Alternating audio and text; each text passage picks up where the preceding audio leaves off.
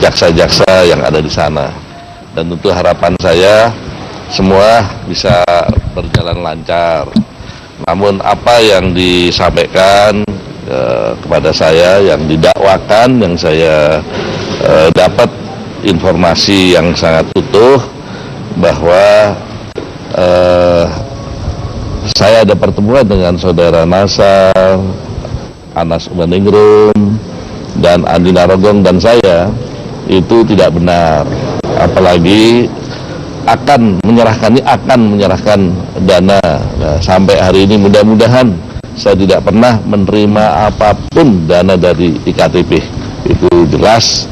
Dan semuanya saya sudah serahkan semua pada waktu saya di dalam penyidikan yang ada di KPK, dan saya sudah klarifikasi sejelas-jelasnya. Tapi Bapak sendiri kenal dengan Andi Narogong dan juga ya, kalau saudara Adi pernah ketemu saya, tapi itu dalam kapasitas dana jual beli kaos. Waktu saya selaku bendahara umum, dan ketemu hanya di board. Tapi semuanya kita serahkan lah, nanti kan di dalam sidang nanti masing-masing bisa menjelaskan.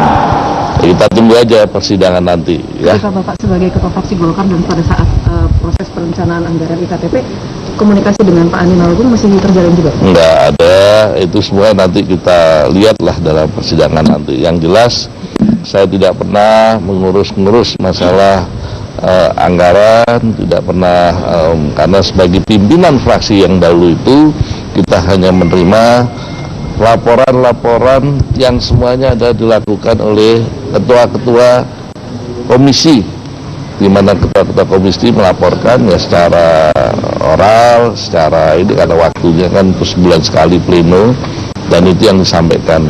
Dan masalah anggaran seperti tadi yang dipertanyakan, itu semuanya mekanismenya ada di panitia anggaran yang ada di badan anggaran dan di komisi-komisi yang terkait. Dalam hal ini adalah Komisi 2. Jadi selaku pimpinan fraksi tidak ada yang berkaitan dengan pengurusan mengenai masalah anggaran.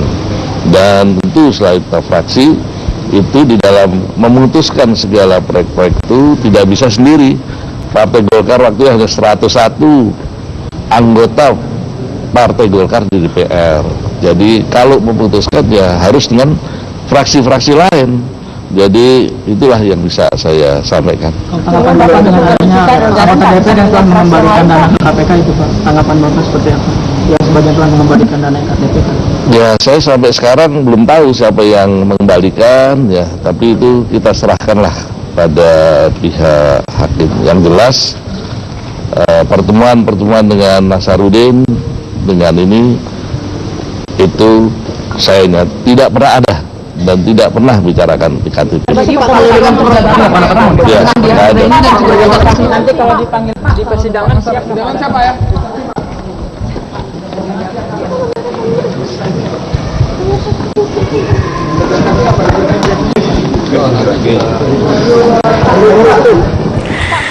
Baik, pemirsa, kita baru saja menyaksikan bersama konferensi pers yang dilakukan oleh Ketua DPR yang juga merupakan Ketua Umum Partai Golkar terkait dengan kasus IKTP. Tadi dikatakan bahwa ia telah mengikuti dari media mengenai perkembangan dari kasus IKTP dan juga mengetahui bahwa namanya disebut oleh Nazarudin, dan ia mengatakan bahwa sejauh ini apa yang dikatakan oleh Nazarudin dan juga Anas tidak benar, tidak pernah ia menyerahkan dana ataupun menerima dana IKTP, tetapi ia mengakui bahwa ia mendukung apa yang dilakukan oleh KPK dan akan berharap dengan sidang ini nantinya berjalan dengan lancar begitu ya. Ya, dan tadi Setia Novanto juga mengatakan bahwa pada saat proyek IKTP berlangsung di DPR ataupun di parlemen sebagai pimpinan fraksi ya kemudian tidak berkaitan dengan anggaran karena sebagai pimpinan fraksi ya kemudian hanya menerima laporan dan keterangannya ini kemudian sudah diberikan pada saat KPK memeriksa Setia Novanto dengan kapasitas yang sebagai saksi.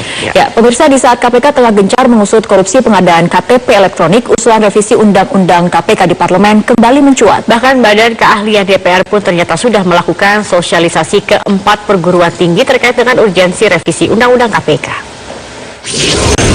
Gampang kita kerjakan, misalnya dengan usulan revisi Undang-Undang KPK kembali mencuat di saat lembaga anti rasuah ini tengah gencar mengusut korupsi pengadaan KTP keahlian DPR. Ternyata sudah mulai melakukan sosialisasi ke 4 perguruan tinggi terkait urgensi revisi UU KPK.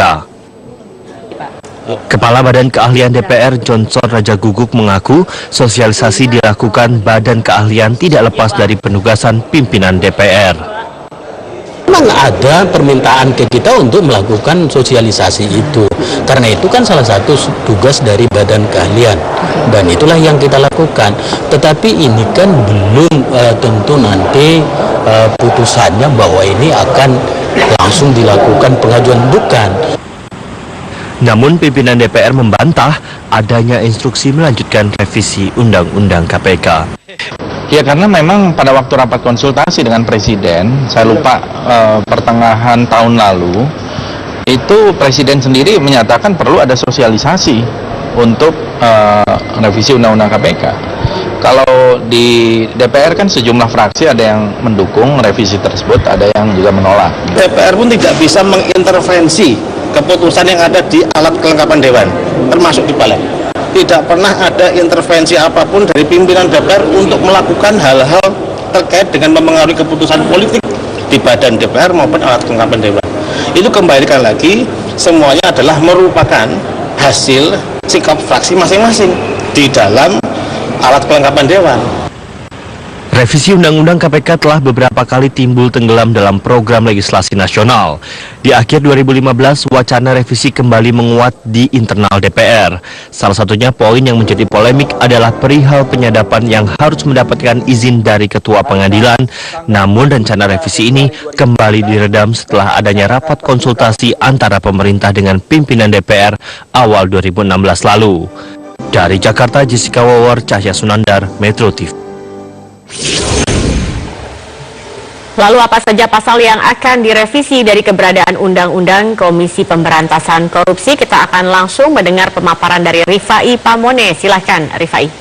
Zakia dan juga Fitri, hal yang menarik dari timbul lalu tenggelamnya lagi revisi Undang-Undang Komisi Pemberantasan Korupsi selama kurang lebih 5 tahun terakhir sejak 2012 hingga 2017 ini kemudian mengerucut kepada sejumlah pasal yang akan ditambahkan dan juga akan menjadi faktor yang mengubah sejumlah pasal dari Undang-Undang Nomor 30 tahun 2002 tentang Komisi Pemberantasan Korupsi. Oleh karena itu, Media Research Center hari ini dalam Prime Time News akan mencoba untuk memperlihatkan setidaknya 5 pasal, di mana ada 1 pasal yang merupakan pasal tambahan di dalam revisi Undang-Undang Komisi Pemberantasan Korupsi. Kita mulai dari kebijakan pembubaran Komisi Pemberantasan Korupsi. Dalam pasal 5 nantinya, KPK hanya dibentuk untuk masa 12 tahun sejak undang-undang ini diundangkan atau disahkan atau diaplikasikan. Ini adalah sebuah pasal baru, di mana ada pasal-pasal baru lainnya seperti pembentukan Dewan Pengawas dan juga kebijakan tentang SP3 yang diminta oleh pihak eksekutif, dalam hal ini Presiden Joko Widodo, untuk disosialisasikan terlebih dahulu.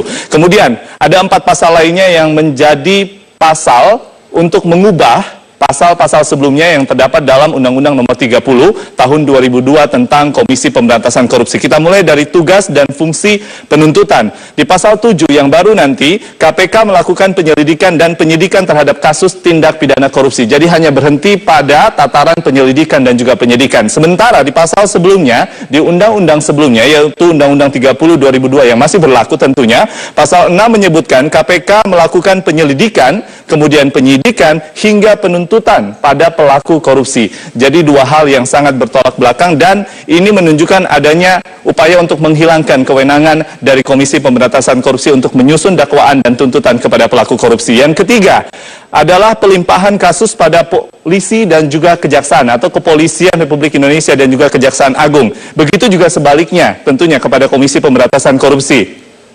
Dalam revisi dicantumkan di pasal 13 oleh para pengusul yang ada di DPR RI, terdiri dari 45 para politisi yang mengusulkan revisi ini, menyebutkan bahwa KPK wajib melimpahkan kasus pada kepolisian dan juga Kejaksaan Agung untuk nilai kasus korupsi kurang dari 50 miliar rupiah. di pasal-pasal sebelumnya dalam Undang-Undang Nomor 30 Tahun 2002 tentang Komisi Pemberantasan Korupsi tidak pernah disebutkan minimal nilai kasus yang harus dilimpahkan baik dari KPK kepada Kejaksaan Kepolisian, begitu juga dari Kejaksaan dan Kepolisian. Bahkan di pasal 8 Undang-Undang Nomor 30 Tahun 2002 justru KPK berwenang. Jadi sekali lagi kita bisa menggarisbawahi KPK justru berwenang mengambil alih penyidikan dan penuntutan pelaku korupsi yang tengah ditangani oleh Kepolisian dan juga Kejaksaan. Berikutnya akan kami tunjukkan salah satu komponen dari perubahan dalam revisi Undang-Undang KPK, itu kewenangan penyadapan KPK. Ini yang paling banyak menuai pro dan kontra antara para aktivis hukum dan juga legislator serta para eksekutif. Di pasal 14 yang baru nanti, KPK berwenang melakukan penyadapan dan merekam pembicaraan setelah mendapatkan izin dari Ketua Pengadilan Negeri. Lalu kemudian dalam pasal 12 Undang-Undang Nomor 30 Tahun 2002 yang sudah berlaku, KPK berwenang melakukan penyadapan dan merekam pembicaraan. Itu saja, jadi tidak perlu mendapatkan izin dari Pengadilan Negeri atau Ketua Pengadilan Negeri. Tetapi apabila nanti undang-undang ini kemudian disahkan menjadi undang-undang, tentunya seluruh izin untuk melakukan penyadapan dan merekam pembicaraan dari yang diduga melakukan korupsi harus mendapatkan izin dari Ketua Pengadilan Negeri.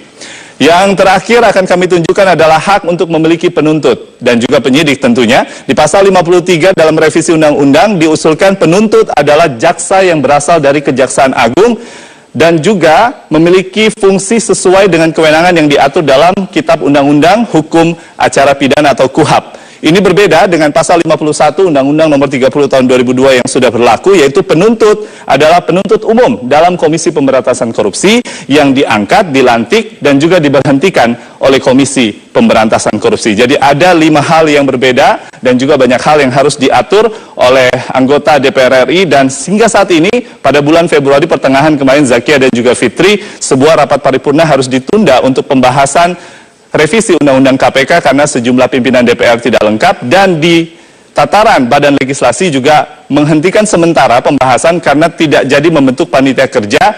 Masih terjadi kontroversi terkait dengan revisi Undang-Undang KPK. Fitri dan juga Zakia. Terima kasih Rifai Pamone atas pemaparan.